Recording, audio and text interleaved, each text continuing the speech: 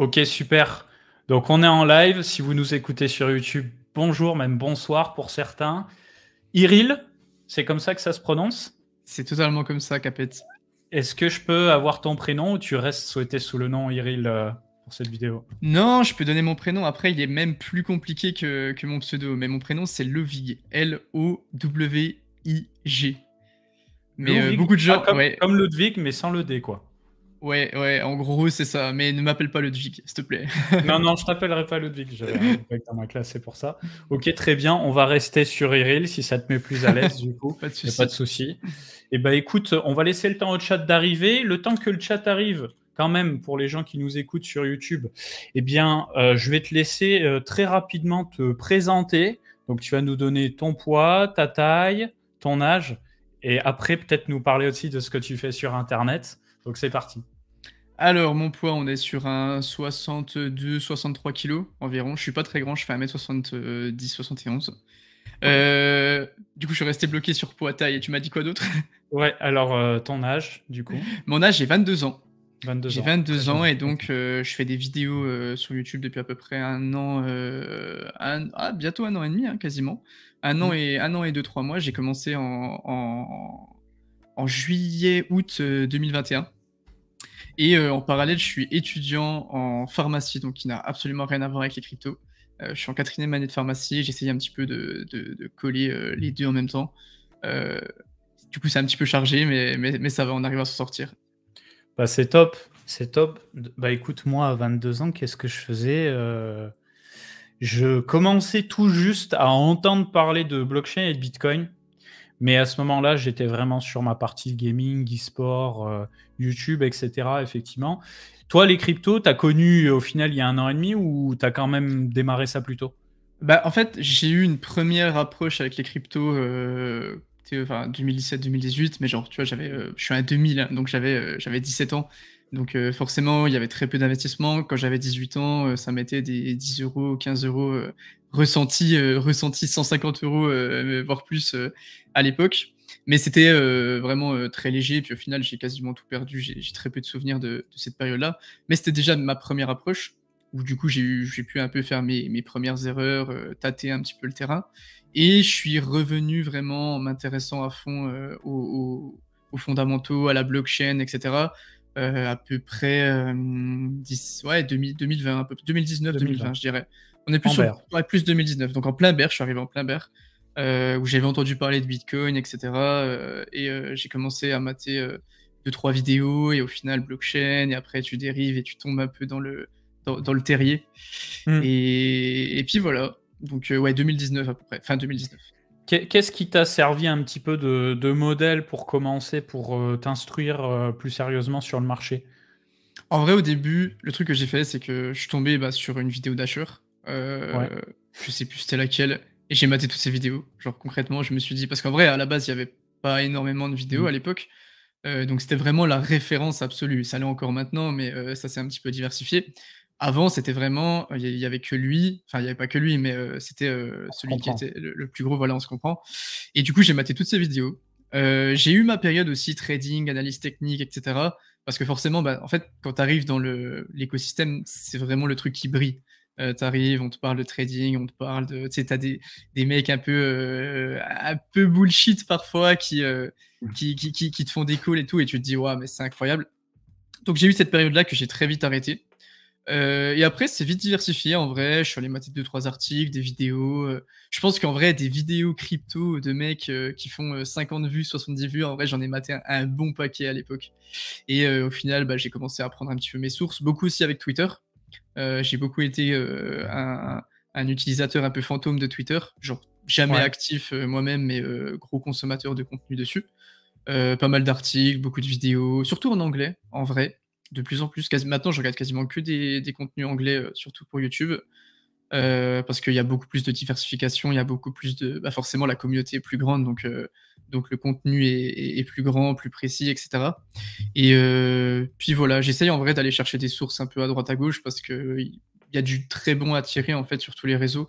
Si tu arrives à te créer une bonne source de données, franchement, il y a plein de trucs à aller chercher.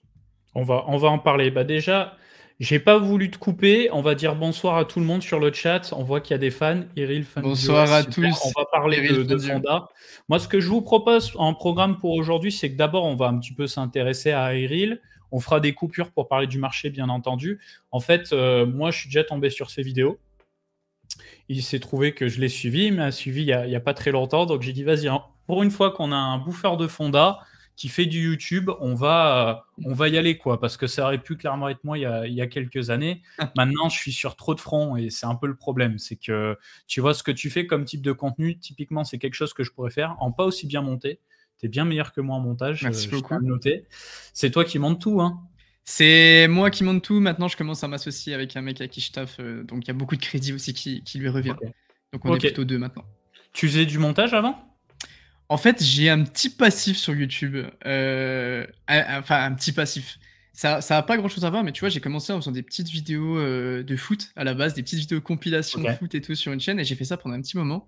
Donc, tu vois, c'est là que je commençais à faire pas mal de montage sur Sony Vegas Pro bien craqué comme il faut, Tu en faisant des connais. petites compilations. Tu connais. Après, je suis passé sur des trucs un petit peu plus Lego. Mais ouais, du coup, j'ai fait pas mal de montage. Puis en vrai, vu que je suis un peu un maniaque du montage, en fait.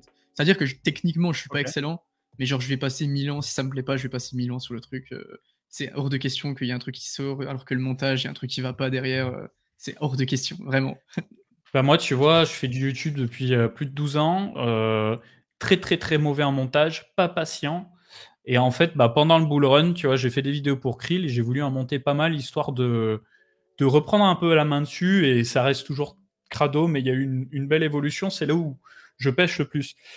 Mais quand c'est toi qui as la main sur tout le montage, bah ouais, c'est chiant, mais d'un autre côté, t'es jamais mieux servi que par toi-même, quoi. C'est En là où fait, toi, t'arrives à t'en sortir.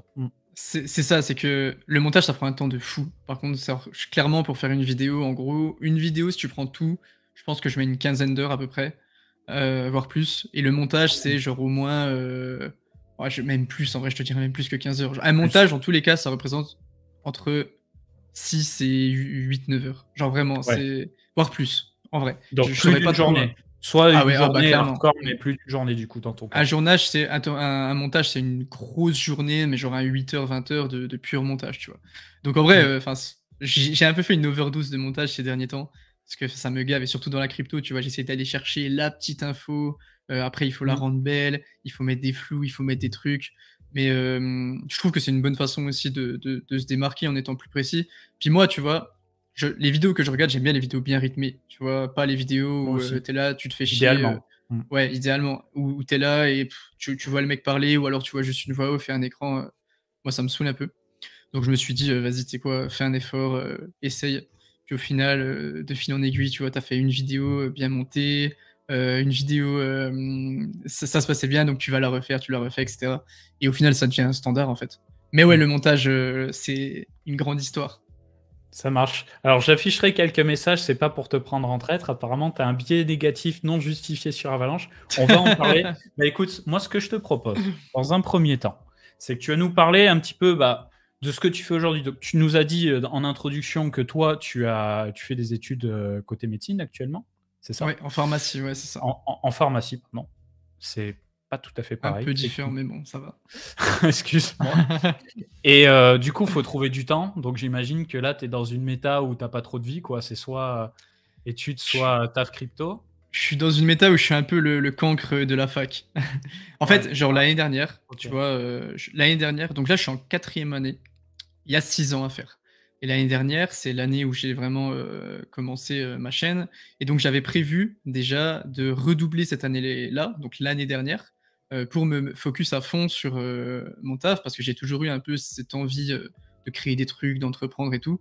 Et à chaque fois, c'était relou parce que bah, il y avait le lycée, après il y a eu la première année hyper relou, après tu sais, t'as pas trop le temps et tout. Et donc je me suis dit, tu sais quoi, cette année, tu trouves pas d'excuses, vas-y, on redouble, même si c'est pas agréable à faire, on redouble. J'ai charbonné pendant un an pour voir où je pouvais aller, et déjà aussi si ça me plaisait. Parce qu'il y avait un monde où, tu vois, genre, bah, je taffais pendant 2 mois et je faisais, mais en fait, non, c'est pas du tout ce que j'aime, vas-y, pas grave. Et au final, j'ai kiffé. Sauf que maintenant, bah, il faut retourner à la vraie vie, donc je suis un peu en train de surfer entre la fac et YouTube et tout ce que je fais à côté. Mm. Et en vrai, l'objectif, c'est d'essayer de tout faire pour optimiser mon temps et plus tard essayer de travailler et de vivre grâce à ce que je fais sur YouTube, à l'entrepreneuriat, pourquoi pas aller travailler en entreprise Web3, etc. L'objectif, c'est vraiment là, il est clair et net, c'est et pas forcément drop la fac, mais en tout cas, plus tard, dans 5 ans, essayer d'être dans le Web3, quoi. Ouais. Mais bon, essayer si possible quand même de choper un diplôme, ça pourrait être pas Ouais, c'est mal. ça. Bah, c'est ça. Surtout que je suis en 4e Mm. année, donc tu vois, il reste 2 ans. On va pas beaucoup dormir pendant 2 ans, c'est pas grave. C'est ça. Moi, dis-toi que j'ai arrêté au bac et pas, je le regrette, je l'ai voulu, hein. Je l'ai voulu. Il n'y avait rien qui proposait ce que je voulais faire. Moi, je voulais un peu créer mon propre métier, tu vois. D'abord en tant que joueur professionnel, mais pas spécialement pro e-sport, mais simplement payé à jouer. Au final, j'ai eu une opportunité, je l'ai saisie, j'ai bossé 5 ans et demi en entreprise, ça m'a fait un CV, j'ai découvert ce que c'était le lobbying, gérer une boîte parce que je m'entendais très bien avec le patron, etc. etc. Et puis je me suis mis à mon compte et je suis accro à cette liberté. Alors c'est stressant, hein, là tu vois, on prend le beurre, on a pris des pertes qui ne sont pas sans conséquences, mais c'est pas grave. Je veux dire, tu vois, si tu fais un zoom en arrière, tu te dis, bon bah voilà, il y a X années, j'avais tant, je faisais ça sur Internet, maintenant j'ai ça, etc. Et tu vois clairement de l'évolution, mais niveau diplôme, c'est vrai que quand tu as un diplôme, ça reste la sécurité, on va pas se mentir. C'est ça, c'est que, en fait, moi, je sais que je suis beaucoup plus stimulé quand je travaille pour moi. Tu vois? En fait, quand la qualité de ce que je produis va être vraiment directement dépendante de là où j'irai. Si jamais je fais des bonnes vidéos, normalement, ça va monter. Si je fais de la merde, bah, ça sera aussi Mm. étroitement lié. Et c'est ça, en fait, qui me stimule, c'est d'avoir, tu vois, de travailler et de me dire: «Mais en fait, là, tu vois, il y a un peu un besoin de performance, un besoin de qualité que tu retrouves pas forcément dans le salariat ou dans ton taf, ou même si c'est un peu stimulant, bah, tu fais un peu tout le temps la même chose, tu pas de prise de responsabilité, tu pas tout ça». Et ça, clairement, c'est un truc que je kiffe pas. Après, forcément, tu as la sécurité du diplôme, donc c'est pour ça. En vrai, c'est même si c'est un peu dur, il faut faire 2-3 sacrifices, c'est pratique au final de se lancer pendant tes études parce que tu peux voir un petit peu ce qui te plaît. Si ça te plaît pas, personne t'attend. Donc si jamais j'arrive pas à être là où je veux aller, personne m'aura attendu, personne sera déçu ou quoi que ce soit. Et donc au final, c'est un peu que du bonus et que des bonnes choses. Donc on va essayer. On va essayer, puis on va bosser, puis on verra. Enfin. Mais de toute façon, c'est maintenant ou jamais, hein. Moi, je te conseille de faire exactement ce que tu fais et surtout pas en faire trop par le moment. C'est-à-dire que le burn-out, tu le vois pas arriver. Je pense que tu n'en es pas à ce stade encore, mais il faut faire gaffe à ça. Voilà, c'est mon seul conseil. Alors, j'affiche à l'écran ta chaîne YouTube parce qu'on nous l'a demandé dans le chat. Donc, Iril, je suis pas abonné parce que Coin Academy. Ouais, comment Non, ça t'es pas non, abonné? non, en perso, je suis abonné. Là, je t'attends. Hein. Ouais, ouais, En ok. perso, je suis abonné. Ok, bon, ça va. Et du coup, comme je te disais, moi, je suis tombé sur ta chaîne. Tu fais partie des rares youtubeurs qui essaient de faire un effort au niveau du montage. Je pense à CryptoJohn aussi, qui big up, Ouais. voilà, qui fait du bon contenu. On a Zut, j'ai plus le nom de l'autre. On en a un PlayStation, autre. Ça doit être peut-être. CoinStation. Ouais, c'est CoinStation. T'as Qui a une, t'as la ref. qui a une qualité caméra de ouf. C'est À la peut-être lui. ref, voilà, c'est ça. Ouais. Bah, pareil, bon montage. Tu fais partie de ces personnages-là. J'aimerais pouvoir intégrer ce type de format sur ma propre chaîne. Simplement, aujourd'hui, bah, moi, je suis bloqué dans la méta gaming. Et on a fait le choix de tester de recycler en quelque sorte les masterclass qu'on fait le dimanche, plus des interviews. Et je pense que je vais essayer d'attaquer un autre type de format. Justement, parce que moi, le problème, c'est que j'ai envie d'emmener les gens par la main et leur dire, bon, bah voilà, le Web3, maintenant, on va commencer par les bases. Et les bases, bah, c'est Bitcoin, c'est la blockchain, c'est Ethereum. Parce que je pourrais, je pense, attaquer direct sur des formats, je leur parle d'Atom, de Celestia, de Anoma et tout, mais je pense que je vais les perdre.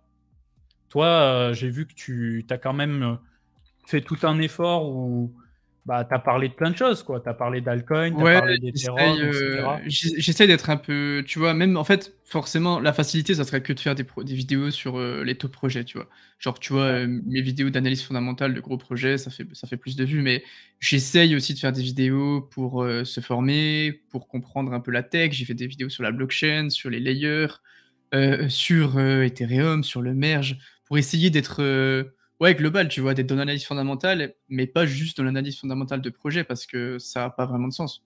Donc, en fait, je me mets à la place d'un mec qui est dans les cryptos, qui commence, qu'est-ce que j'aimerais avoir comme contenu, qu'est-ce que j'aimerais chercher, et j'essaie de faire en fonction. En soi, j'ai pas envie non plus de rester bloqué à fond sur le format débutant.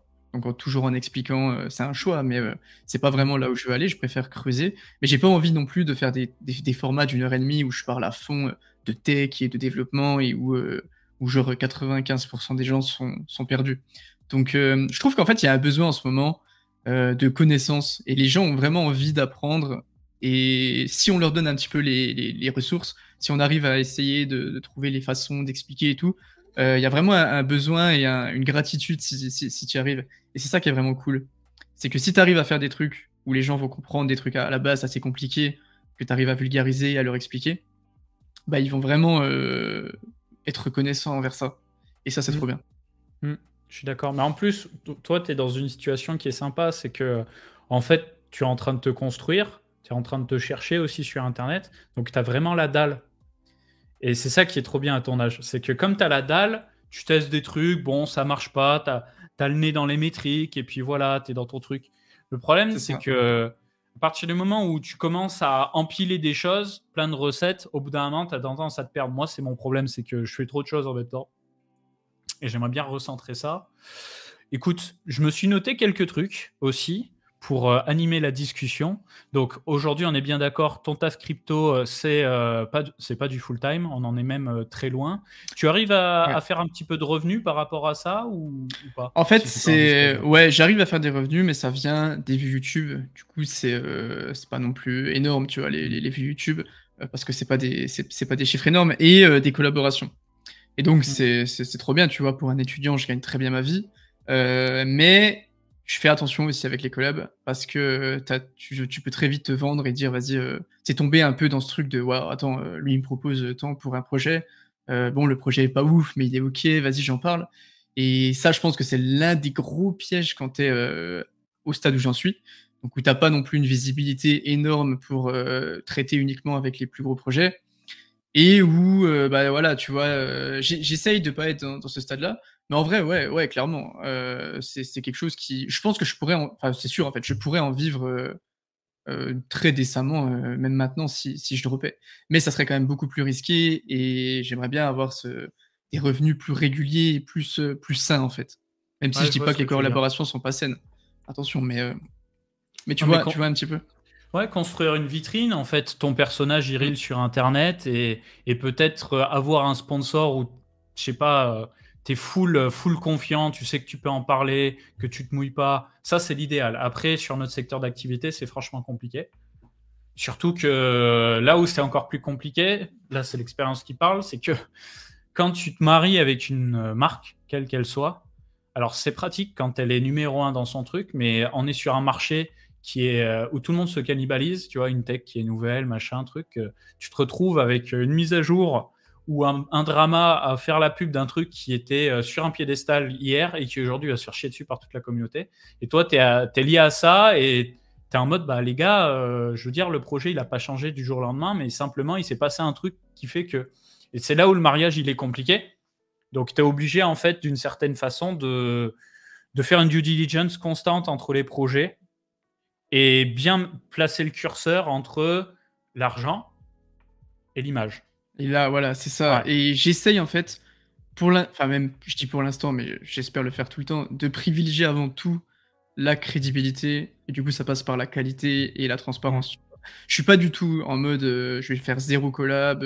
J'en fais. Il y en a qui font ça et c'est respectable. Mais je suis pas non plus dans cet état d'esprit-là parce que je trouve que si c'est de la qualité et si c'est transparent et si c'est bien fait, il y a aucune, y a rien de néfaste. Mais je pense que en vrai, c'est le plus gros piège en fait. Surtout quand tu es un petit youtubeur. Et même encore ceux qui ont moins d'abonnés que moi, c'est que en fait, moins tu as d'abonnés, mais tu as quand même de la visibilité, donc tu as des projets qui viennent vers toi. En même temps, forcément, tu es à tes débuts, donc peut-être que financièrement, c'est pas non plus hyper simple. Et du coup, bah, tu peux très vite être tenté, en fait. Et même si de l'extérieur, tu te dis, bah non, un projet de merde qui vient de voir, tu l'acceptes pas. Si, tu sais, on sait jamais la vie des gens et tout, donc c'est ça, c'est assez délicat et c'est le plus gros piège.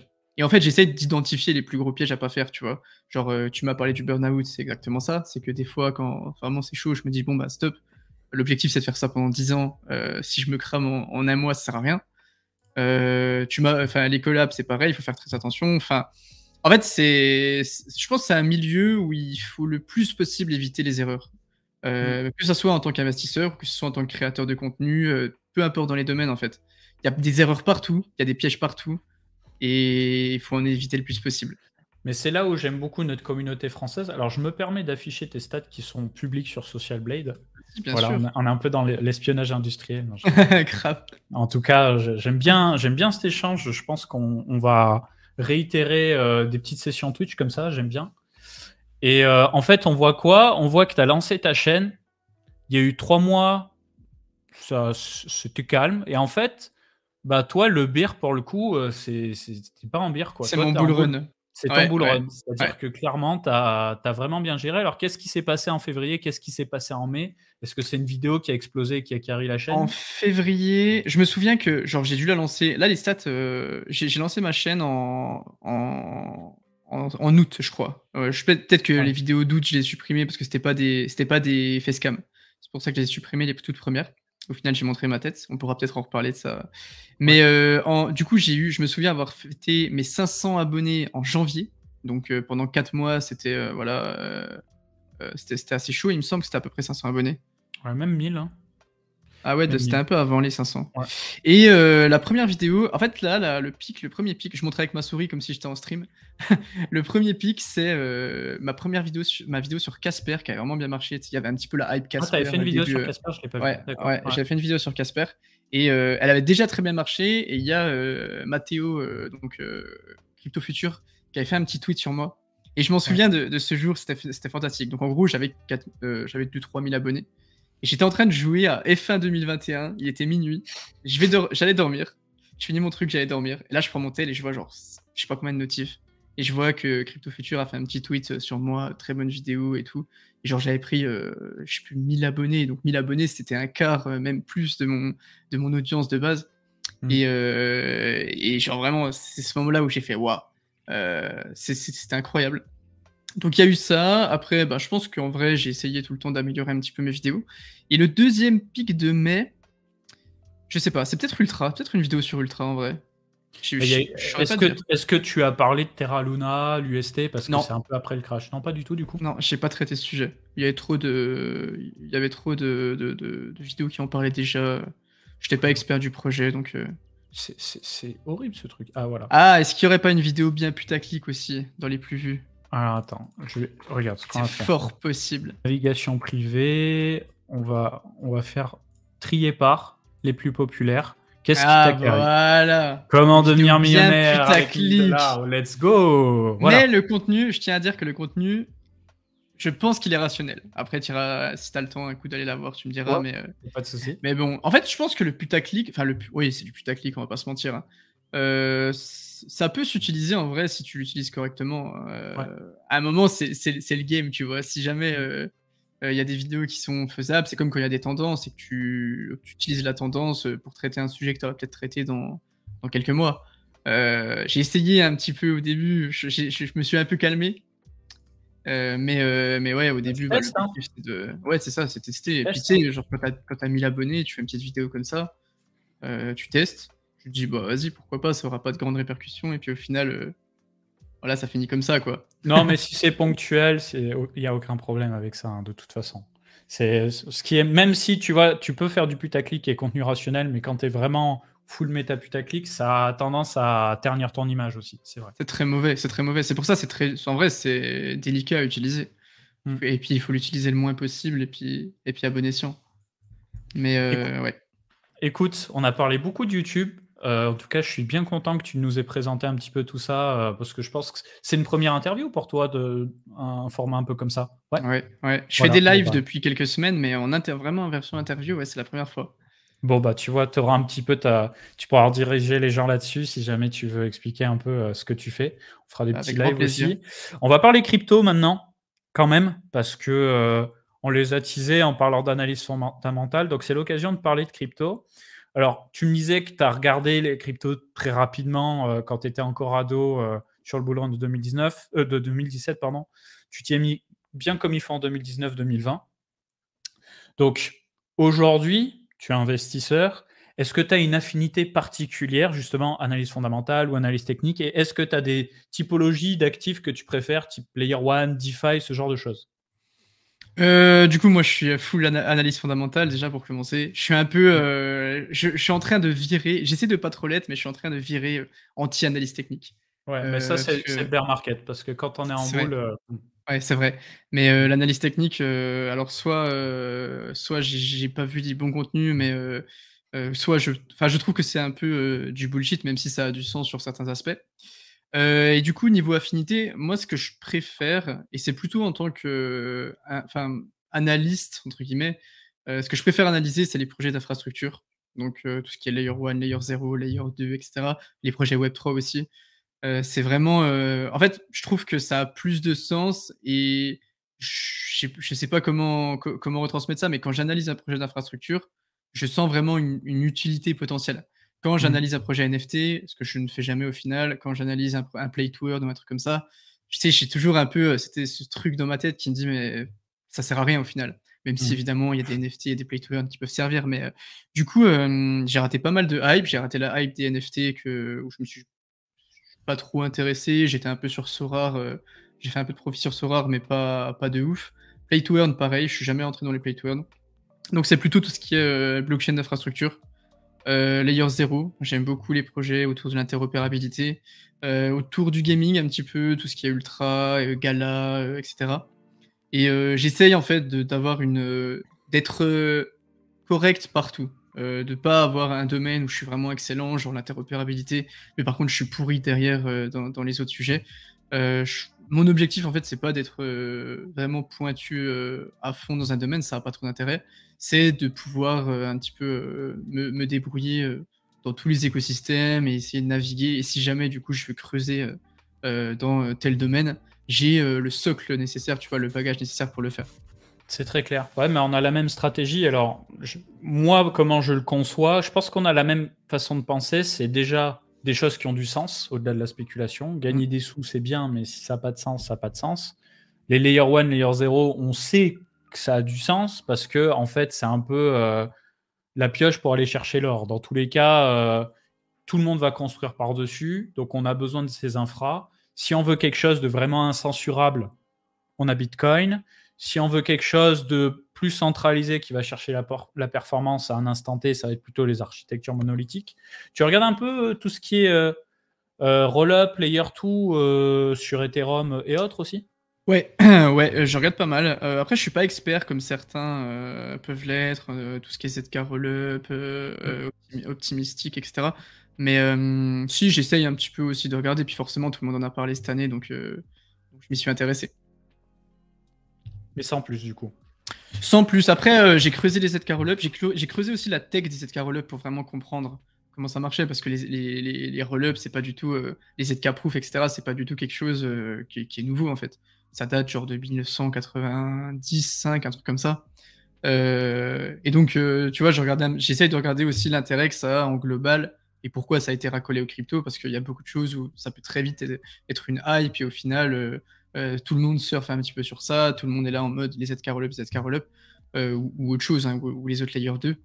Du coup, j'essaye de me faire une vue d'ensemble un petit peu pour savoir si ça a un intérêt ou pas. Et je pense effectivement que ça a un intérêt du coup. Ouais, bien sûr. Et du coup, toi, tu as un projet en mire, un projet que tu aimerais build, et du coup, tu te renseignes, ou c'est un peu pour entretenir ce personnage et cette curiosité de vulgarisation? En fait, je pense pas pour l'instant avoir les compétences et le recul nécessaire pour me dire: «OK, là, il y a vraiment ce besoin ici. Vas-y, je vais build et puis je vais, créer un projet qui va aider ça». Surtout que bon, je sais pas quand je dormirai aussi sinon.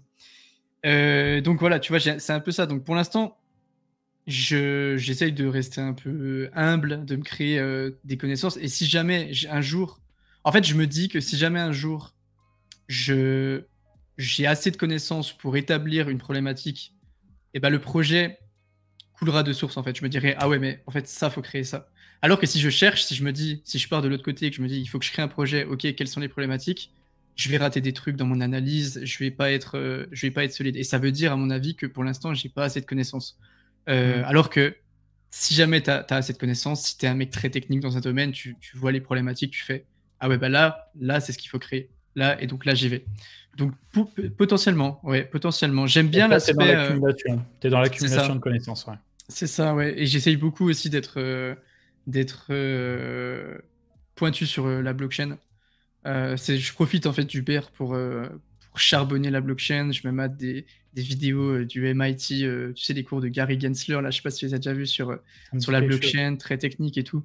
En fait, pour vraiment avoir ce domaine-là où je serais assez expert, entre guillemets, peut-être pas au point d'expert, mais vraiment un domaine où je suis très carré dessus.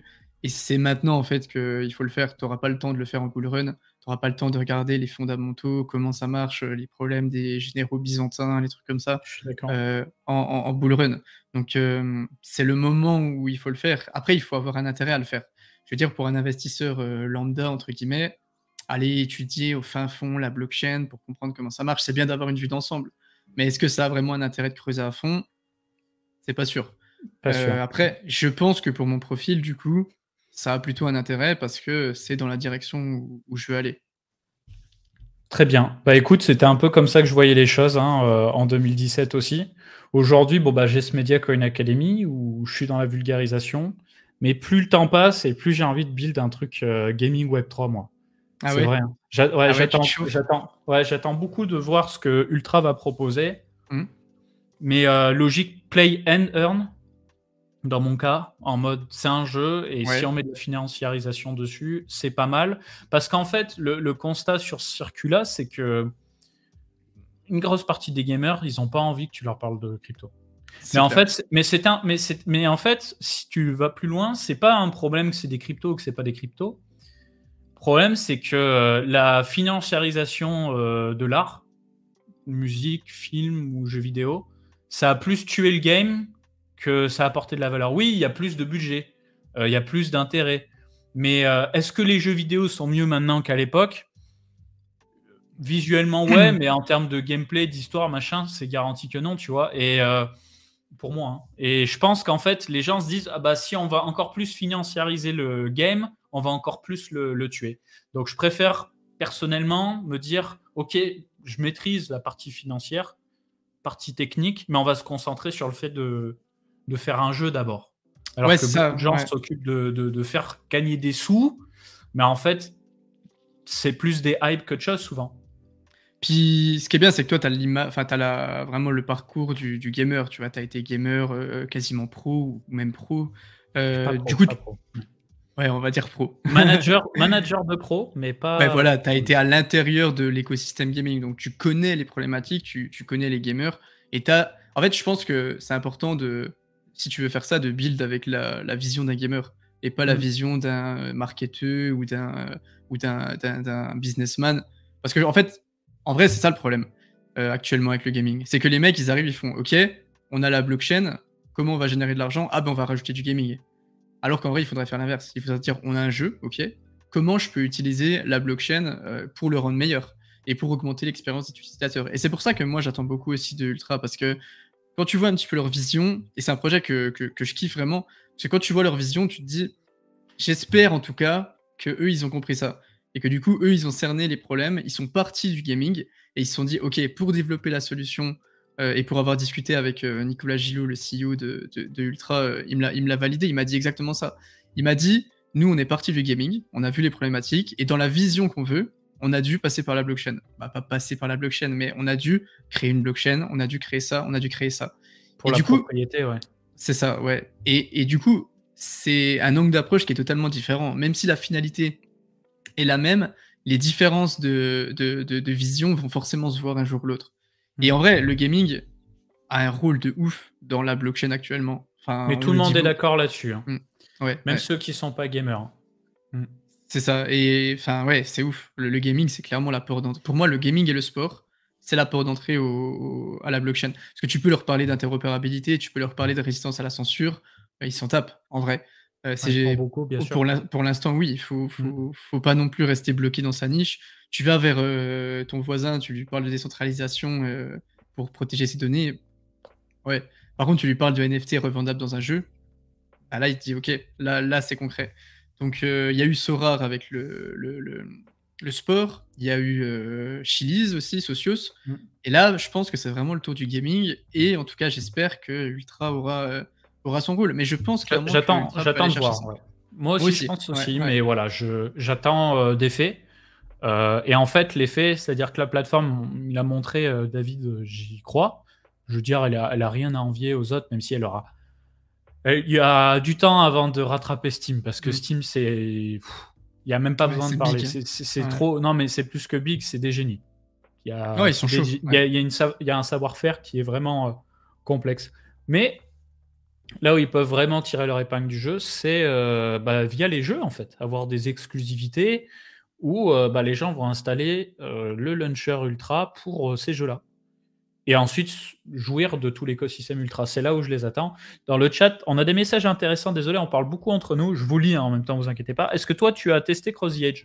J'ai joué un peu, mais très peu. Comme je t'ai dit, en vrai, Un peu. Playtower, franchement, je regarde beaucoup, mais je joue très peu. Après, j'ai pas trop le Ouais. temps aussi. Mais Ouais. un petit peu. J'ai vu des petits streams, etc. Cross the Edge de Asher, comment il s'appelle Antizaï, il me Ouais, semble, un sur teaser, ouais. YouTube. Antizaï, ouais. Mm. Voilà, j'ai vu un petit T'as peu, des mais j'ai bonnes pas trop, refs j'ai pas niveau trop joué. Fonda, c'est bien. Il est bon, Antisae, hein. Ouais, il est Très chaud. très bon. Il est Très chaud, très ouais, bon. ouais, ouais. J'attends plus de Starknet pour un réel apport au gaming sur la blockchain. Ouais. Mais je pense que là, il va falloir être patient parce que je sais pas là où les gros studios de jeux vidéo vont se tourner en termes de technologie blockchain pour le moment, en fait. C'est surtout ça. Ah bah, Alors, c'est intéressant parce que justement, ça c'est. Bon, petit spoiler, en gros, j'ai fait une petite vidéo. Excuse-moi, je t'ai coupé plein il n'y a milieu de pas de ton. souci. C'est toi l'interview. Justement, j'avais fait une petite interview avec donc Nicolas Gillot, je l'ai fait hier, donc elle est toute fraîche. La vidéo sort dimanche pour faire ma petite pub. En gros, justement, je lui ai posé cette question. Je lui ai dit, mais est-ce que vous n'avez pas peur que les grosses industries aillent dans la blockchain? Est-ce que vous n'avez pas peur que Steam se blockchainise, que Epic Games, etc. Et en vrai, il m'a dit un truc que je trouve assez vrai, c'est que c'est quand même enfin, blockchainiser le gaming, c'est très compliqué d'un point de vue infrastructure. Il faut des fondamentaux qui soient solides, et même indépendamment du budget. Des entreprises qui sont aussi grosses que Steam, aussi grosses que Epic Games, ont beaucoup moins cette flexibilité que Ultra ou qu'ont des entreprises crypto beaucoup plus petites. Donc en vrai, je pense que c'est pas vraiment pour l'instant un problème, justement. Je dis pas que ce sera Ultra, je dis pas que ce sera tel ou tel projet, mais je pense pas que pour l'instant, les principaux acteurs du gaming blockchain, ça soit Steam, ça soit Epic Games, qui du jour au lendemain lancent une opération et vu qu'ils ont un budget de fou, en un an, ils créent un truc de fou. Après, peut-être, en vrai. Peut-être qu'ils auront qu'ils auront le courage de partir sur ça, mais je pense que c'est quand même très compliqué dans le sens où tu vois comme c'est big Steam, enfin je me demande à combien c'est valorisé, mais c'est énorme, tu vois. Et ils n'auront pas cette rapidité d'exécution que certains autres projets ont. Je pense qu'ils peuvent, mais il faut que ça serve à quelque chose, en fait. C'est-à-dire que posséder par le biais du NFT, oui. Franchement, Mhm. oui. Après, tu vois, pour le moment, même si tu n'as pas cette histoire de possession, je vois pas beaucoup de business qui font genre des casinos de skins CSGO, des marketplaces, des trucs comme ça, se plaindre. Ceux qui se sont fait faucher par Steam et donc de facto par le régulateur, ils savent très bien pourquoi ils se sont fait faucher. Mhm. C'est parce qu'ils ont plus que dépassé les bornes, tu vois, en onboardant des mineurs sur des casinos, des paris sportifs, en faisant des trucs truqués, des trucs dégueulasses. Mais aujourd'hui, tu en as plein. Des nouveaux arrivants qui font la même chose et qui sont toujours là. Alors qu'il y en a plein qui se sont fait défoncer. Donc pour le moment, ça va. Si par contre, le régulateur il dit c'est fini, ce business-là, et que là, il faudra une vraie résistance à la censure, à ce moment-là, oui, ça prendra du sens, effectivement. Mais on n'en est pas là encore. Mais on n'en est pas là, c'est ça. Et pour l'instant, le risk-reward n'est pas assez bon pour ces grosses plateformes. Et je vois un commentaire, quand Internet est arrivé, les grosses entreprises étaient aussi frileuses. C'est exactement ça. Je pense que, de toute façon, ça arrivera un jour ou l'autre. C'est quasiment sûr et certain. Mais à mon avis, on a quand même quelques années de temps pour build et pour prendre une part du marché. Ouais, je suis d'accord. Je suis d'accord. J'avais fait passer un message que je ne savais pas. Gavin Woods, apparemment, le fondateur de Polkadot, plie les voiles. Ouais, j'ai vu. Ouais, Eh ben, je savais pas, tu vois. j'ai C'est vu chaud. l'info. Mais je sais pas s'il a plié. Il est pas parti ici. Il est redescendu. Faut que je surveille ça. En Il est tout cas. redescendu. Mais c'est plus le CEO. C'est plus Ouais, si haut. Ok. ouais, ouais. Chaud en vrai hein, pour Polkadot. Parce que Ben c'était ouais, plutôt. vraiment. Il plie Lui, pas les voiles. Ok. Bon, faudra que je regarde en détail en tout cas. Non, non, il plie pas les voiles. Je Avec crois par contre, il redescend. Voilà, il va devenir blockchain builders. Blockchain Mais ça Builder, sera plus ouais. le CEO de Polkadot. Ok. Ouais, parce que je pense qu'il voit les limites de Polkadot en fait. Hein. Je suis assez Comme beaucoup. d'accord. Et je pense que de toute façon, la limite, c'est que au final, Cosmos est arrivé. Maintenant, il y a l'intern chain security, donc pourquoi s'embêter à payer 1 million de dollars pour être une parachain? Tu vois ce que je veux dire? Et en plus, tu as le côté modulaire via ABC qui est beaucoup plus adopté que je crois XCM ou je sais pas quoi de Polkadot. Donc ouais, il doit l'avoir un peu mauvaise à ce niveau-là. Après, Polkadot, la tech est très bonne, mais c'est vrai que quand on voit ce que fait Cosmos, en vrai, difficile. Et Polkadot était peut-être. Je dis pas que Polkadot était surévalué, mais Gavin Wood, c'était clairement aussi. Il y a beaucoup de VC derrière Polkadot. Je crois que c'est l'un des projets qui a le plus de VC derrière. Et Gavin Wood, il est pas pour rien. Donc tu vois, tu mets, à mon avis, tu vois, tu fais l'inverse. Imaginons dans un monde parallèle, tu as Gavin Wood, CEO de Cosmos. Cosmos serait plus valorisé que Polkadot l'est maintenant. Pour des raisons du coup fondamentales. Sans doute, Donc sans doute, ouais. Mais en fait, tu vois, c'est tout le problème du marché, c'est que les choses vont vraiment trop vite. Tu vois. Pour le coup, c'est abominable, quoi. Parce qu'on dit d'un côté, ouais, il n'y a que des layer 1, machin, truc. Pourquoi ne pas tout centraliser sur Ethereum et Bitcoin? Mais tu peux pas, en fait. Tu es obligé d'avoir cette concurrence. Si tu veux cette vitesse de progrès, hein, j'entends. Parce que Bitcoin, ils veulent quasiment pas que ça évolue, c'est voulu. Ethereum, ça reste lent, ils vont essayer d'accélérer, mais moi je pense, tu me diras si tu es d'accord, hein, mais je pense vraiment que Celestia va les secouer dans la vision. Celestia, Atom. Je pense que. Je sais pas s'ils arriveront à les secouer. En vrai, maintenant je suis très prudent, tu vois, j'attends de voir, parce qu'il y a beaucoup de projets qui étaient au final, qui étaient genre des Moi aussi, daubes je suis alors que c'était prudent. incroyable. Mais les blockchains modulaires vont faire beaucoup de changements, clairement. Et c'est vrai que ça va archi vite. Quand tu vois qu'on est arrivé avec première génération, avec des deuxième génération qui sont obsolètes, et là, tu as les blockchains troisième génération, modulaires, etc., comme Celestia, qui font beaucoup de bruit, ouais. Mais Cosmos, à mon avis, Cosmos, en fait, il faut ce moment, je pense que le moment, tu sais, le Wi-Fi moment, le moment où toutes les blockchains vont un peu s'accorder pour se mettre sur les mêmes normes, il est en train d'arriver de plus en plus, et Cosmos est en train de plus en plus aussi de montrer que ils seront l'un des éléments centraux de ça. Mais à mon avis, Ethereum restera, c'est sûr que Ethereum restera quand même très big pendant un Ethereum, moment. parce qu'ils ont le VM, mais en fait, pourquoi je me permets de dire ça, c'est que, tu vois, ils ont une roadmap avec plein de choses, et que au final, qu'est-ce qu'on veut? On veut un écosystème où c'est pas cher, si possible. C'est rapide, si possible, dans la finalité, ce qui n'est pas près d'arriver sur Ethereum. Et quand ça arrivera, ce sera un bloc, donc ça restera minimum 10 secondes, parce que là, on est sur un block time de 12. Ils vont passer à 11, puis à 10 au fur et à mesure de la professionnalisation des validateurs et de l'amélioration du matériel. Mais voilà, on sera à 10. Alors que sur des Thundermint Tweak, on aura du 1, 2, 3, 4 secondes de finalité. Donc rien à voir. Et en plus de ça, l'approche, elle est plus modulaire encore sur Celestia. Alors, maintenant, c'est beau sur le papier. C'est toujours pareil, on verra dans les faits. Mais moi, ce principe d'échantillonnage, qui arrivera plus tard hein, sur Ethereum, mais beaucoup plus tard, pour moi, c'est énorme. Parce qu'en fait, tu vois, le débat des big blocks sur Bitcoin, je ne sais pas si tu l'as vraiment poncé, ce débat-là. Mais le débat, c'était quoi? C'était de dire, on ne veut pas des gros blocs parce que si on a des gros blocs, il faut plus de matos, enfin, du matos plus cher, machin, c'est pas bon pour la décentralisation. Sauf que là, en fait, l'idée, c'est de décentraliser la vérification des blocs. C'est-à-dire que tu peux avoir une centralisation de la production des blocs, mais la vérification, elle peut être ultra décentralisée, ça peut tourner sur des grippins.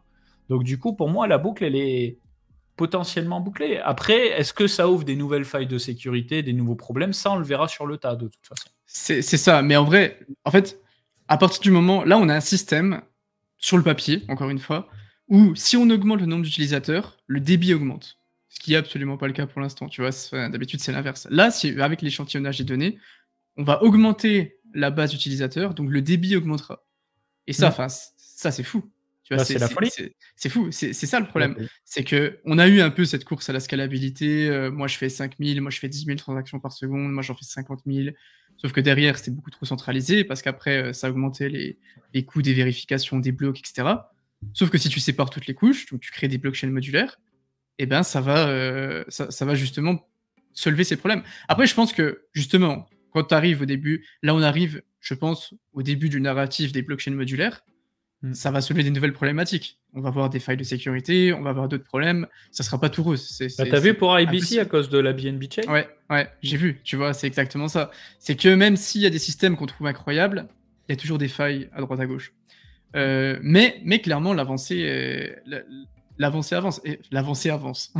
Mais l'avancée est importante. Et ouais, clairement. Là, en vrai, je pense que je vais me focaliser à fond sur les blockchains modulaires, sur la notion de blockchain modulaire, parce que pour moi, les blockchains monolithiques, donc qui traitent toutes les couches au même endroit, et du coup qui ont ces problèmes, si on augmente la scalabilité, de décentralisation, le trilemme, etc., sont voués au final, un jour ou l'autre, sur des années, hein, pas l'année prochaine ou quoi, mais sont voués au final au moins à pivoter, parce que d'un point de vue adoption, c'est quasiment impossible en fait. À moins qu'on trouve des solutions de fou. On a déjà vu des problèmes qui étaient énormes, et au final, on a trouvé des grosses solutions avec les layers 2 d'Ethereum, avec les trucs comme ça. Mais ça risque d'être difficile. Donc en vrai, la blockchain modulaire, en vrai, de ce que je vois, c'est la première fois où je me dis, ah ouais, là, cette technologie, ça peut ouvrir vraiment à des millions d'utilisateurs. Cette fameuse. Parce que là, on avait beaucoup trop de problématiques à gérer, et pour l'instant, ça avançait pas. Oui, c'était rapide, oui, c'est plus rapide, oui, machin. Mais pour l'instant, un mec lambda qui veut utiliser la blockchain, c'est un enfer. Et là, quand ça commence à travailler sur la data availability, quand ça commence à travailler sur les blockchains modulaires, etc., là, on se dit, pourquoi pas, tu vois. L'avancée avance. C'est du Ribéry, ça. Mais en fait, moi, ce que j'ai bien aimé aussi, c'est que, tu vois, sur Ethereum, la problématique, c'est qu'un layer 2 dépend de l'EVM. Même un Starkware ou quoi, enfin Starknet, pardon, dépend de l'EVM. Il faut du bricolage pour pouvoir communiquer avec le layer 1 Ethereum. Mais sur Celestia, après, je suis pas dev, hein, mais sur Celestia, tu balances de la donnée brute en tant que rollup. Donc, tu mets la virtual machine que tu veux dessus. C'est ça. Ouais, donc ça, c'est sympa, tu vois. Et quand on voit les problèmes de l'EVM, de Solidity, pareil, je suis pas dev non plus, donc j'ai pas envie de dire de la merde, mais on voit qu'il y a clairement des problèmes, c'est élucidé. Et l'EVM a clairement ses limites, en vrai. Et va avoir ses concurrents, va avoir des nouveaux, il va y avoir des nouveaux narratifs et des nouvelles choses. Là, il y a eu le Move, je sais pas si t'as vu, Move, je sais pas comment ça se dit. Le langage Move, ouais. Le langage Move qui a l'air hyper prometteur. Bon, on va voir ce que ça vaut sur Aptos et sur Sui, mais il y a des nouvelles choses qui arrivent. Et en vrai, c'est impressionnant parce que, bon, comme je t'ai dit, j'ai vécu la fin du bear market, du dernier bear market. Mais genre là, ça build, ça fait que ça. C'est un truc de fou. Ouais, ça n'a rien à voir. C'est abusé et c'est limite agréable à vivre. Mais niveau applicatif, hors DeFi, on n'a pas non plus explosé, tu vois. C'est pas des trucs qu'on utilise au quotidien. Moi, c'est un peu ça qui me rend triste quand même. Après, je suis assez bull sur certains trucs, mais faut voir comment c'est drivé. T'as Lens Protocol pour la partie réseaux sociaux. T'as le CEO de Twitter qui accompagne un projet, je crois que c'est AT Protocol. Ils veulent faire comme Lens une base pour des réseaux sociaux. Côté vidéo, t'as LivePeer. Mais LivePeer, je sais pas trop comment ils vont essayer de tirer leur épingle du jeu pour toucher un mass market. Je sais pas si tu vois ce que c'est, LivePeer, c'est du transcoding vidéo. Ouais. Voilà. Ouais, c'est dommage. Ouais, c'est dommage parce que les projets Web3 là sont encore très racolés au marché de niche, quoi. Tu vois les oracles, tu vois les The Graph, tu vois les projets comme ça. Ouais, c'est archi niche. Enfin, c'est pas des trucs qui seraient utilisés dans la vraie vie. Après, il y a des avancées, tu vois. Il y a Helium avec l'Internet of Things, il y a des trucs. Mais on est encore très loin dans l'utilité de tous les jours on est encore très loin d'une vraie utilisation, c'est clair. Et ouais, je suis d'accord avec toi, c'est que ça build, mais ça build plus sur de l'infrastructure que sur des solutions concrètes qui devraient arriver après grâce à l'infrastructure. En vrai, ça a un intérêt. Mais je suis d'accord avec toi. Est-ce que tu as regardé Anoma du coup? J'ai regardé la vidéo ouais, de Journal du Coin. Je connaissais pas du tout. Enfin, j'en avais entendu parler, mais je connaissais pas du tout. Mais ça m'a l'air vraiment intéressant et bien dans la ligne de Celestia. Donc c'est vraiment pas mal. Je sais pas si toi, t'as creusé un peu de ton côté. Moi, c'est encore pas assez clair. Il faudrait que je fasse une traduction française du white paper. Puisqu'ils ont refait un white paper. Quand JDC a sorti une première vidéo, il y avait un premier white paper, je crois. Et après, ils en ont fait un nouveau. Et ils ont fait plusieurs briques. D'ailleurs, ils sont en train de lancer un testnet, je crois. J'ai un collègue qui est en train de s'y mettre. Et je regarde ça, du coup. Je regarde ça pour changer un peu d'air, parce que on voit beaucoup de monolithiques, on voit des visions modulaires. Je vois une explosion des Layer 2 aussi sur Ethereum, des trucs pas connus, où il faut que si tu veux, je t'enverrai les noms. Hein. Grave. Des trucs où je dois mettre des rédacteurs dessus. Au moins pour avoir les bases, après il faut creuser, parce que t'as quoi un layer 2 Ethereum? T'as Scroll, qui soi-disant se rapproche le plus de l'EVM. Bon, t'as Polygon Hermès, t'as même plusieurs produits Polygon, t'as Starkware, t'as ZK Sync. Et là, je m'en étais noté plusieurs. Attends. Qu'est-ce que je me suis noté? Parce que, attention, hein, je vous les mets en même temps dans le chat. On va les afficher à l'écran, comme ça il y a un peu d'alpha aussi. Je crois que j'ai vu passer un thread avec plein de petits, entre guillemets, projets de layer 2. Attends. C'est le bordel sur mon PC. On va vous envoyer quelques noms si vous les dites, les copains. Alors, je me suis noté. Optimisme, ouais. Anti-front-running. Teleport Network, je crois. Alors, Teleport, Interoperability Platform for Web3. Non, ça c'est un autre truc. Bon, je le mets dans le chat. Hop. Adig. Ensuite, tu as Taiko. Un ZK Rollup EVM compatible aussi. Taiko. Pareil. Ouais, je le mets dans le chat. Qu'est-ce que j'ai trouvé d'autre? Over Reality. Un truc pour les NFT, je crois. Ah oui, OVR. Non. Ah non, Over. Ah oui, non, ok, non. Il y a Over. En fait, je mélange des Layer 2 et des trucs d'interopérabilité. Parce que je note plein de trucs, en fait, quand ça a l'air un peu plus intéressant que la moyenne. Qu'est-ce que j'ai noté d'autre? Je crois qu'il y en a un que j'ai totalement oublié de noter. Spécular. Ouais. Spécular. Voilà, pareil. Métis, on a déjà fait un article dessus. Pareil, un Spécular, c'est tout frais. Je te les enverrai après le live si tu veux dig tout ça. Ouais, grave. Et c'est pas toujours évident. Hein. C'est pas toujours évident à trouver. Et puis surtout à en saisir l'intérêt aussi, tu vois, parce que... C'est clair. Tu te dis pourquoi un nouveau, pourquoi encore un ça. Enfin, y a des produits Polygon qui sont bien, il y a Optimism, il y a Zcasing, etc. On nous pose la question de NIR. NIR, c'est sympa. NIR, c'est sympa. Ça fait partie des blockchains pseudo-modulaires. C'est comme Avalanche, avec des logiques de sous-réseau. Et ces logiques de sous-réseau, tu peux faire des sous-réseaux customisés pour t'adapter à des besoins, que ce soit sur Avalanche ou sur NIR. Tu peux faire un sous-réseau compatible Ethereum, un sous-réseau compatible Solana, un sous-réseau compatible Move pour porter les développeurs de Aptos et Sui chez toi. Et ça te permet d'avoir un scaling, on va dire, horizontal. C'est pas mal, NIR, c'est pas mal. Ça build fort sur NIR. Il y a plein de diaps, plein de trucs sympas. Il y a Aurora, enfin, je sais pas si c'est vraiment un layer 2, c'est une blockchain EVM compatible sur NIR qui est vraiment pas mal. Il y a une grosse Aurora, il y a le Rainbow Bridge aussi, qui est apparemment un bon bridge. Moi, je suis pas fan des bridges, mais un bon bridge apparemment sur NIR. Moi, c'est un projet que j'aime beaucoup. Octo Plus, je crois aussi, pour le substrate, enfin le shard. Vous voyez, sur Cosmos, on va vous parler de blockchain souveraine. Sur Celestia, on va parler de rollup souveraine. Et sur Avalanche, on va parler de subnet souverain, entre parenthèses. Enfin, pas tout à fait souverain, parce que tu dois avoir des validateurs qui fonctionnent sur le réseau principal. Et sur NIR, tu as des shards pseudo-souveraine aussi. Et Nier, apparemment, avec leur sharding, bon, après à voir ce que ça donne, mais ils auraient une TPS sur le papier infini. Avec le... Comment s'appelle le système de sharding de Nier? Je sais plus. Le Nightshade. Ouais, c'est ça. Le Nightshade, ouais.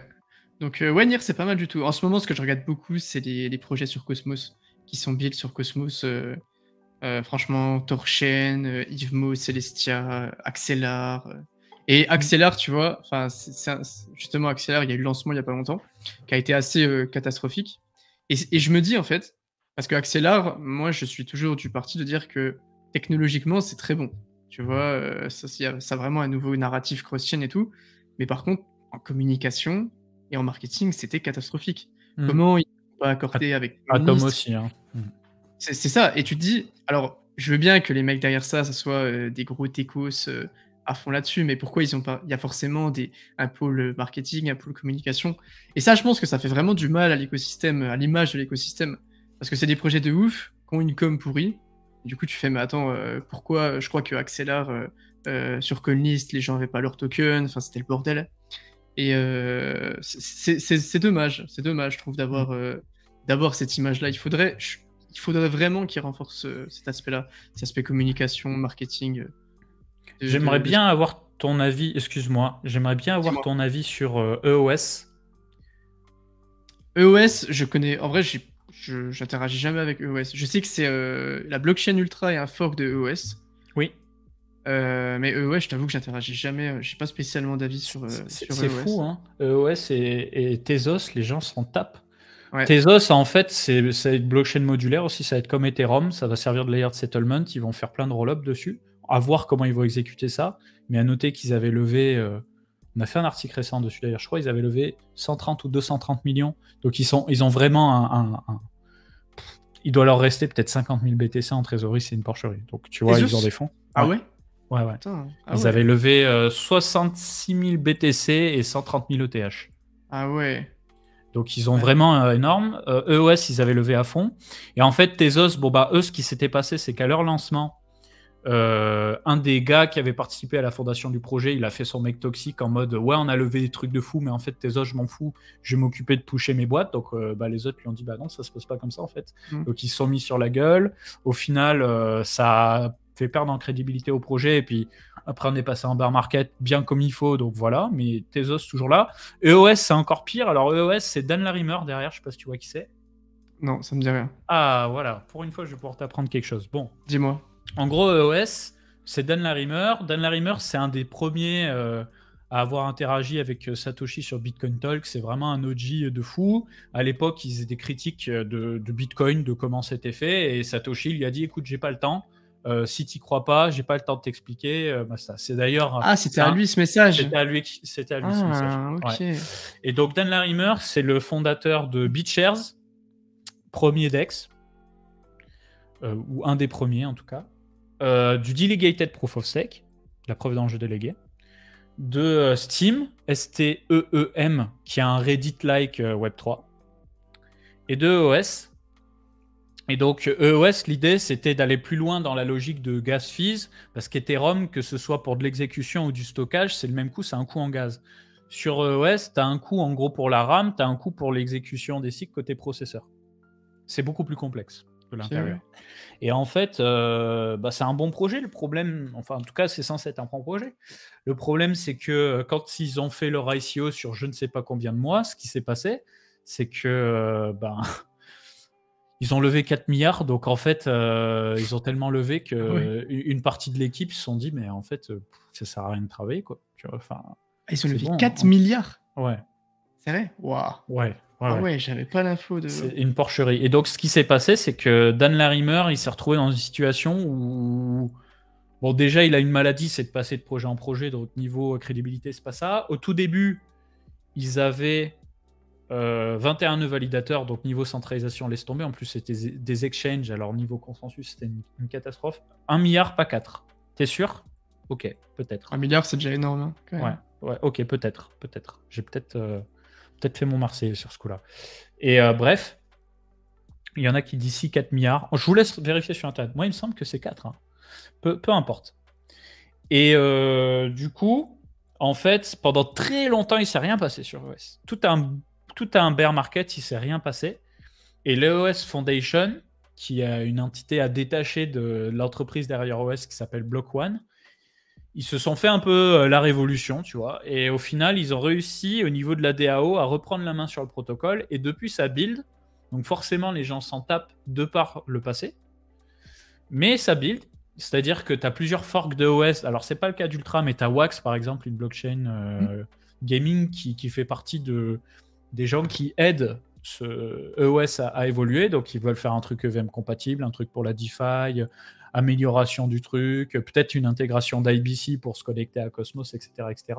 Mais au niveau blockchain, comme je te dis, ils détachent la partie exécution CPU de la partie RAM. Et c'est quelque chose qui va être fait sur Ethereum aussi, tôt ou tard. Ah, donc très avant-gardiste. Ben ouais, et moi, tu vois, c'est pour ça que je veux pas faire l'ancien en mode moi je savais, machin, truc, mais j'aime pas les. Ouais, le prix il est tombé, on n'en a pas entendu parler sur le bull run de 2020, donc c'est poubelle. J'aime pas ça. J'aime pas ça parce que c'est pas comme ça que ça marche. À ce moment-là, on s'en fout de Bitcoin parce que Lightning Network c'est du bull run précédent, donc Bitcoin on s'en fout. Non, tu vois, il se passe des choses sur Bitcoin, il se passe des choses. Après, est-ce que tu penses pas que pour la spéculation, justement, un projet qui n'a pas fait du tout de bruit, je pense à Chainlink par exemple, c'était un peu pareil, même si les fondations sont ouf, est-ce qu'il peut vraiment, avec tout ce qui se build en ce moment, est-ce qu'il peut vraiment remonter et revenir en disant, bon, nous on est l'ancien, on est dans les anciens, mais on s'est réinventé, ou alors on avait une tech de ouf, mais cette fois elle est vraiment valide.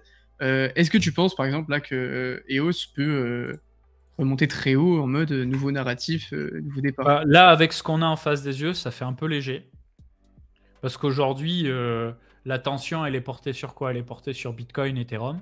Ouais. Et les VC chains. Et les chaînes qui vont dans la logique roll-up modulaire, donc en fait, qui vont essayer de soigner un peu la vision d'Ethereum. Tu vois. Alors que OS, ça a vraiment fait son chemin, tu vois. Solana aussi, hein, en mode, nous, on veut du full monolithique, c'est assumé. C'était un vrai choix de Solana, tu vois. Et à l'époque, en 2019, déjà, il disait pas de layer 2, pas de sharding, ne parlez pas de ça. Nous, c'est vraiment monolithique as fuck. Et c'est assumé. Ouais, c'est assumé. C'est assumé. Solana, c'est justement, c'est intéressant parce que en fait, Solana, c'est tellement polarisé. Il y a tellement du très bon et du très mauvais que c'est vraiment parmi les projets. Il y a Cardano aussi qui est un peu dans cette branche-là où j'ai beaucoup de mal à faire mon avis sur le projet. Parce que je suis là en mode. En fait, il y a des problèmes critiques, donc les failles, la sécurité qui est critique, et en fait, s'il n'y a pas de sécurité, il n'y a rien. Mais derrière, il y a quand même des trucs. Tu vois, la proof of history, il y a des choses. Mais après, c'est une blockchain monolithique, mais quand même, ça va vite. Mais voilà, il y a des choses comme Ethereum, ils veulent faire du modulaire. En gros, ce sera un layer de settlement. Et par-dessus, tu as des roll-ups. Donc, j'aimerais bien avoir ton avis sur Solana, ce que tu en penses un petit peu. Bah moi, Solana, j'en parle tout le temps en live. Moi, je kiffe dans l'idée. Ça aura probablement ses limites in fine, mais je kiffe. Pas en termes d'idéologie, en mode c'est la décentralisation, ça ne l'est pas. C'est pas les pires, je pense. Non. Ça fait partie des pires, mais c'est pas les pires. Par contre, idéologiquement, c'est on a fait notre propre game avec notre langage Rust. Il y aura Move aussi, hein, c'est dans la doc depuis des années d'ailleurs. Le Rust, c'est très bon aussi apparemment. En termes de sécurité, on joue des cartes qui sont différentes au niveau de l'événementiel. Tu vois, j'ai fait le Solana Breakpoint l'année dernière, je le refais début novembre. Le nombre de speakers sur tous les sujets, ils font même venir des gens d'Ethereum. L'année dernière, tu avais des gens de Osmosis, tu avais des gens de différents bridges, etc. Vraiment, les gars, ils sont pas bornés dans leur truc. Tu vois, ils font venir des gens, ils font des events de fous furieux, backés par FTX, backés par Sam, forcément. Un Solana Fun, dont ils vont parler plus en détail d'ailleurs d'ici 2 semaines. Solana Pay, qui veut être un peu le PayPal on-chain, bien maqué avec Circle aussi. Il y a pas mal d'USDT qui sont émis dessus. Donc en fait, il faut quand même preuve d'une certaine autorité. Une certaine autorité. C'est ça que je dirais. Là où les autres, tu vois, ils sont critiqués, il y a des choses à critiquer, mais ils sont pas en mode j'ai levé un truc de fou, je dors. C'est vraiment ça tabasse. Et moi, j'ai beaucoup de respect pour ça. Que ce soit eux, que ce soit Elrond, qui sont beaucoup critiqués, ils font des efforts. Avalanche, Bon, Emin, il a les chevilles qui gonflent, il en ferait exploser les chaussures, mais il est chaud. Il est chaud, la vision d'Avalanche, elle est intéressante, le consensus, il est intéressant. Et moi, c'est ça qui m'intéresse. Nier, c'est pareil. C'est ces Layer 1 où on essaie de faire avancer les choses. Aptos, niveau pair, ça a l'air vraiment sympa. Maintenant, on va voir. Mais ils reprennent plein de briques de choses qu'on connaît déjà, en fait. Tu vois, le Quant Abstraction, le Quant Abstraction, le fait d'être dans une logique ultra monolithique, basse latence, etc. Bref. Un projet que je suis beaucoup en ce moment, on en a parlé juste avant, c'est Casper. Casper, j'ai un peu de mal aussi à me faire mon avis parce que bon, il y a eu la grande période de vesting où du coup les tokens étaient libérés par les investisseurs privés, du coup forcément grosse pression vendeuse et on n'en a pas trop entendu parler. Et je crois que c'est terminé ça depuis août, il me semble. Ok. Après Casper, j'ai l'impression que la tech est très bonne. En plus, ils partent sur Casper 2.0. Ouais, ils partent sur Casper 2.0, donc une nouvelle mise à jour, etc. Ce qui me dérange vraiment chez Casper, donc Casper, c'est une ancienne équipe, enfin pas une équipe d'Ethereum, mais ils étaient très raccolés au projet Ethereum. Et à la base, ils devaient développer comment ça s'appelle, le Casper CBC. CBC, je crois. Un truc comme ça. Ouais. Donc en gros, un protocole pour le passage en proof of stake d'Ethereum. Et donc ils sont partis de leur côté, sauf que j'ai l'impression qu'ils axent beaucoup trop leur marketing en mode nous on était chez Ethereum, sauf que nous on est meilleurs, du coup on est parti en solo. Tu regardes un petit peu, même la présentation de Casper 2.0, le titre sur le site de Casper Labs, c'est Casper 2.0, better than Ethereum 3.0. Ouais, non mais alors ça... Tu fais non mais les gars... Sherlock Hawkinson de Cardano. C'est ça. Et je trouve ça archi dommage parce qu'en fait, ils auraient pu en faire un peu une base quand il y avait un peu la mode des Ethereum Killers en disant nous on a ça à proposer par rapport à Ethereum. Mais là ça va. Enfin là c'est très bien que c'est du bullshit et c'est dommage parce que fondamentalement le projet est bon. Mais c'est une erreur de communication. Exactement. Et ils ont un peu ce plafond de verre du coup qui se sont mis tout seuls parce que ils attirent qui? Ils attirent un peu les anti-Ethereum. Ils attirent les gens qui vont sur leur tech parce que la tech est bonne, mais derrière, à dire on est meilleur qu'Ethereum, les gens vont tester, ils vont faire non, en fait, non, pas du tout. Vous avez cet aspect-là qui est peut-être plus intéressant qu'Ethereum parce que vous avez plus de flexibilité ou sur cet aspect vous êtes plus développé. Par contre, sur la globalité, vous avez ces deux écoles, ils sont pas du tout dans la même cour. Et je trouve ça archi dommage qu'il y ait un peu ce marketing un peu quasi, j'ai envie de dire catastrophique en vrai, pourri, et cette communication qui est pourrie parce que derrière c'est un très bon projet. Mais Casper, techniquement il y a des trucs à prendre, en vrai. Tu vas bientôt devoir bouger toi, il me semble. Je dois bouger vers 40, ouais, à peu près. Ok, très bien. Bon, il nous reste 5 minutes. On se refera des sessions parce que je trouve que c'est hyper intéressant. C'est hyper intéressant. Tu n'hésites pas à me ping en DM quand ça te chauffe. On parle comme on l'a fait aujourd'hui. Alors, juste, je réponds à un message et ensuite il y aura un message pour toi. Y a-t-il des Layer 2 basés sur Move? Pas encore, mais sur Celestia, il y aura. Très probablement. Et c'est quasi certain que sur Avalanche aussi et sur Nier aussi. Voilà, si ça peut répondre à ta question. Et sans doute sur C-Network aussi, on n'en a pas parlé. Mais C-Network qui est basé sur Thundermint, etc. Gros Layer 1. Qui, eux, en fait, ils vont arriver en mode on se focus sur du transactionnel, à dire DeFi, et qui vont faire un roll-up de C qui sera Solana VM compatible. Voilà. Donc, il pourrait y en avoir une aussi Move compatible. Et donc, question pour toi. Ouais, je la vois. C'est quoi ton problème avec Avalanche? En fait, j'ai pas spécialement de problème avec Avalanche. Avalanche, j'interagis pas énormément avec la blockchain, honnêtement. Donc je suis pas du tout expert d'Avalanche. C'est juste que, en vrai, mon seul avis d'Avalanche, et du coup c'est pas une mauvaise analyse, c'est juste une... Parce qu'en fait, le message, il part du fait que j'avais fait une tier list des tokens en live un peu. Et donc Avalanche était un peu en bas. Pourquoi? Parce que le matin même, j'avais vu un grand article. Je pourrais te l'envoyer. Je peux même le mettre sur le...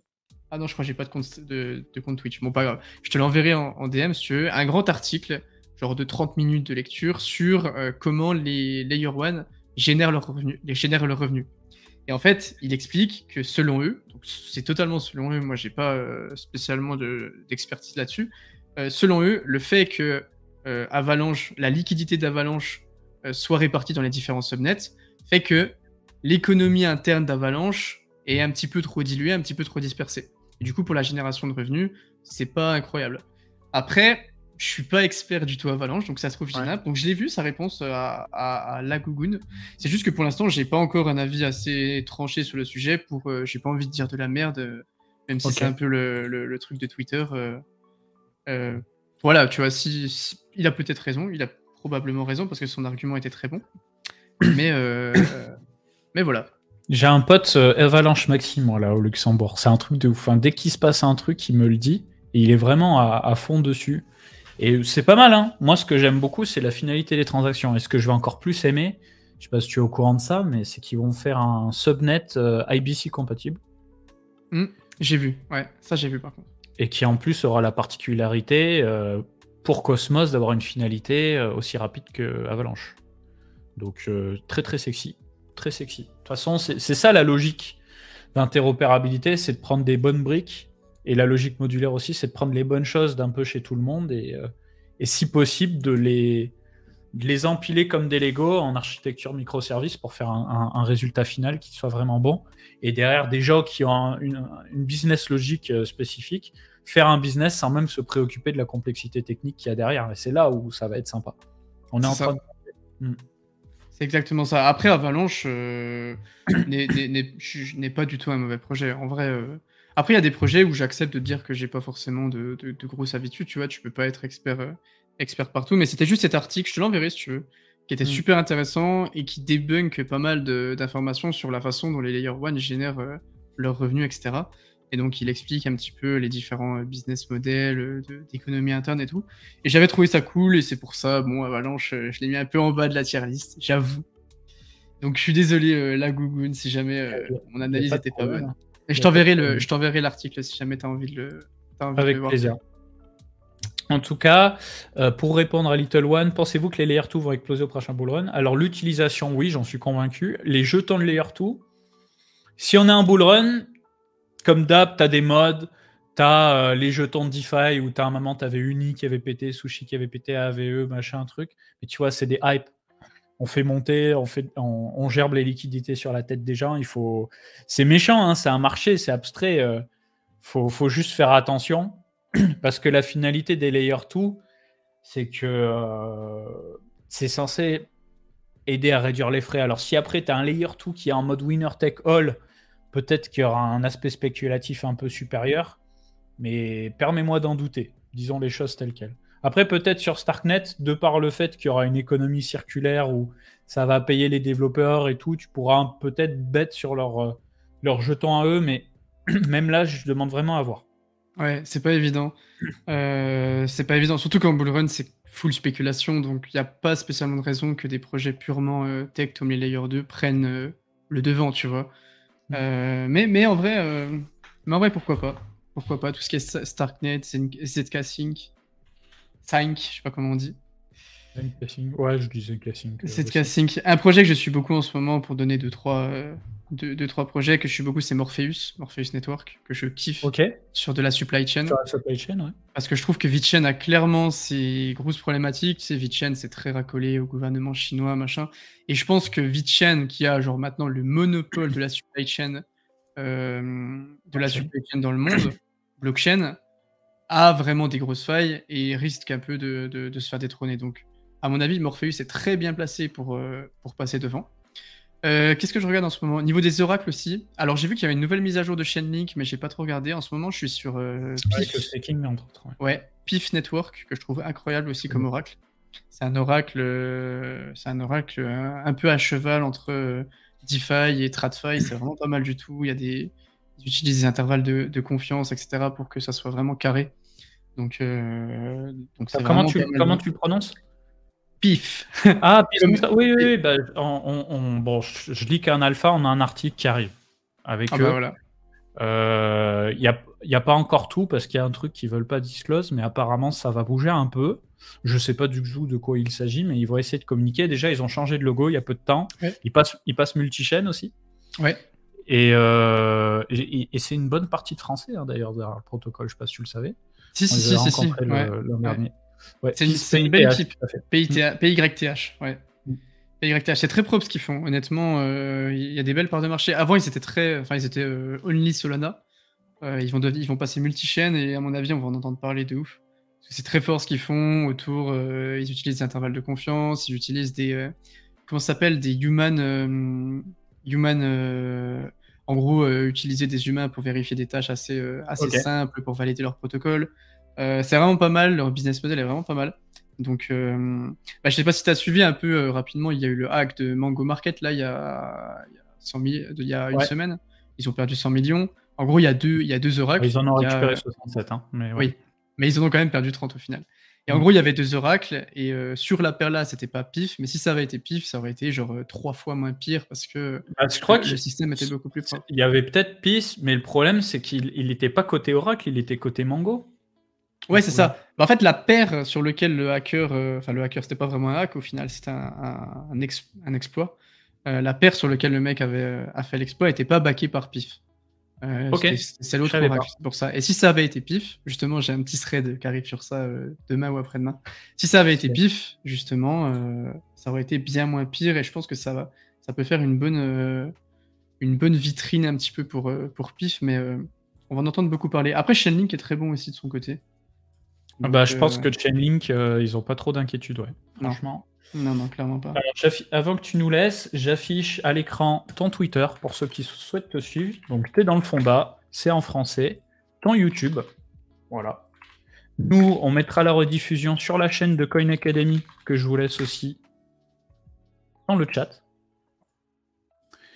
En tout cas, c'était vraiment top. Bah, c'était un plaisir, Capet. Cette petite timeline. On se refera ça rapidement, peut-être même avec d'autres. Avoir un petit programme Fonda, ça peut être Avec stylé. grand plaisir. Du full Fonda, c'est cool. Ouais. Et puis, moi, je te souhaite une très bonne soirée.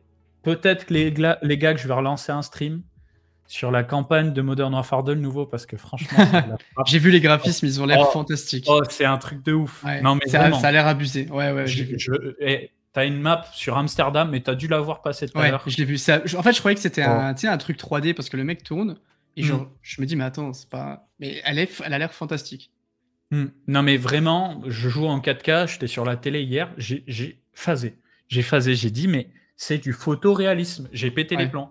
J'étais en 4K en low, 4K low, RTX 4090, 250 FPS. Ah ouais, ça devait être carré. Ça devait être bien carré. Les gens en ce moment, je tâte Cyberpunk là. J'ai commencé il y a un petit moment. Ouais, j'essaye de tâter un peu. Le jeu est ouf, hein, en vrai. T'as quoi comme carte graphique? Je suis sur Xbox. Ah, t'es sur Xbox. Ouais, je suis sur une petite série S. Bah, je joue pas beaucoup en vrai. Il n'y a pas de souci, t'inquiète. Il y a une mage qui arrive sous peu là pour Nvidia Reflex pour réduire bien comme il faut la latence déjà d'une part. Et une nouvelle techno Nvidia aussi pour la génération des images, ça s'appelle du Frame Generation. Okay. En gros, ça prend, tu vois, imagine, tu as deux images qui s'enchaînent, bah, tu as une IA qui va faire une image entre pour décupler le framerate. Donc ça rajoute de la latence, mais ça décuple le framerate. Mais comme tu as Nvidia Reflex qui réduit d'un autre côté la latence, ça compense, et tu te retrouves avec quasiment le double de FPS. Mais il faut les dernières cartes Nvidia. Ouais.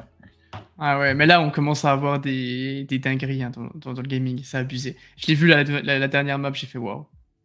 Je vais peut-être me remettre à code, moi. Bah, le nouveau Call of, moi, je sais pas si tu m'as connu à l'époque des classements, mais il y a moyen que le jour de la sortie, ça crame un petit peu le jeu. Ça va tâter. Moi, j'ai tâté BO2, BO1, BO2. Ouais. Et après, j'ai arrêté. Mais ouais, BO2. Après, j'étais sur Battlefield. Mais là, le 2042, il m'a écœuré. Claqué. Ouais. J'étais dégoûté. Moi, je l'attendais depuis un an et le truc était claqué au sol. J'étais dégoûté. J'ai arrêté. Moi, j'ai été manager des vice-champions du monde de Battlefield 4. Ah ouais? Ouais. Putain. Ah ouais, solide. En 2014. Et vraiment, en fait, on devait faire des trucs avec déjà EA. Mais comme je m'entendais pas du tout avec Diablo X9 pour des histoires que seuls les anciens savent. Ah, Diablo X9. Disons que parce que c'était mes joueurs, il a pas trop eu envie que son pote qui gérait le marketing chez EA, il coopère avec nous. Mais au-delà de ça, EA, l'e-sport, ils en ont rien à secouer. Même peut-être un peu plus sur FIFA, vite fait, hein, mais ils s'en foutent. Vite fait. Ouais, c'est dommage. C'est comme Nintendo avec Smash, par exemple. Ils pourraient pousser à fond la scène e-sport, mais C'est exactement pareil. Je suis pas mal de Smash, d'Ultimate Ouais. aussi en compétitif. Je joue un peu, mais très peu. Enfin, je suis pas chaud, quoi, mais je suis pas mal et c'est la même chose avec, Nintendo. La scène Smash est belle, hein, en France. Ça fait plaisir. Bah, moi, je suis pas, mais je sais que techniquement, c'est la folie furieuse, ouais. Ouais, ouais, ouais, c'est des malades. Gameplay de C'est des fou. malades. Ouais, Mmh. ouais, ouais, c'est incroyable. Bon Capet, c'était un Oui, grand plaisir. de Si même. jamais tu as envie de me réinviter, c'est avec grand plaisir aussi. Et inversement, on peut faire un dual Ah stream, peut-être ouais, pas dans de un ouf. format comme ça, mais tu sais, faudra qu'on teste un truc tous les 2, c'était chaud. Tu as un setup fond vert ou pas toi? Non? Non, Non, non, OK. non. Bon, on pourrait tester un truc, au pire tu streams de ton côté et potentiellement avec une caméra virtuelle, via Snapcam, je récupère ta cam, tu l'envoies sur un navigateur et moi je la récupère et je peux me mettre sur mon OBS, plus mon fond vert à moi et comme ça on a les 2 sur le même OBS. OK, ah ouais, ouais, je vois. Au Ouais, lieu de passer par ce soft, pour ouais. avoir une bien meilleure qualité, en fait. OK. Bah, écoute, en vrai, avec grand On plaisir. testera un truc comme ça, On vas-y. fera ça, ouais, On comme fera de ça, la on fera. bidouille, ça. Ouais, ouais, on De va la tester bidouille. ça. Vas-y, passe une bonne soirée. Merci beaucoup le chat. Bah, Si merci. je relance Call of, non, peut-être pas. Vas-y, je vais regarder une série Netflix sur le tueur là, le tueur américain, Bien sûr. complètement baboule là. Vas-y, allez, ciao tout le monde. Merci beaucoup. Ciao, les gars.